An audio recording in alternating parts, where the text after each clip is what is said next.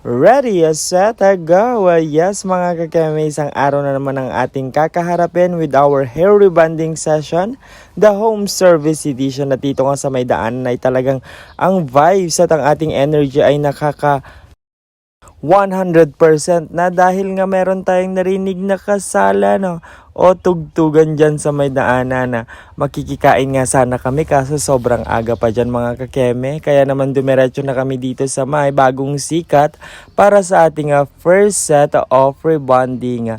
At ang ating mga customer ngayon ay mga dati na rin nating customers. So itong si Madam ay from bagong sikat ay pangalawa na natin siyang ginawa. So after niya ay nagmadali na rin kami para naman dumiretso na rin sa ating second session of rebonding, which is sa may San Pedro Alicia Isabela. Dalawa nga ang ating gagawin dyan. At pangalawa na rin natin silang isi-session na ilang years na rin ang nakakalipas pero ngayon kasi mag-graduate na sila. Yes mga kakebe, congrats naman sa aking mga client dyan. At dito ay nabigla ako dahil nga sa sobrang tagal namin hindi nagkita-kita ay kulot na pala ang kanilang buhok at sobrang haba na ng itinubo. Kaya naman gagawan natin yan ng paraan at go for the gold.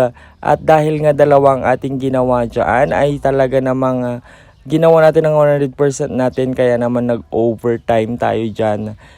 Inabot tayo ng gabi pero worth it naman yung ating hirap at pag-aantay ng mga oras dyan dahil nga ayan naman ang ating mga resulta. Yes mga kakeme, the home service edition is over at uuwi na rin tayo after nyan para makapagpahinga dahil bukas ay meron na naman tayong session sa may San Pablo Alicia. Yan lamang po for today's video. Maraming salamat!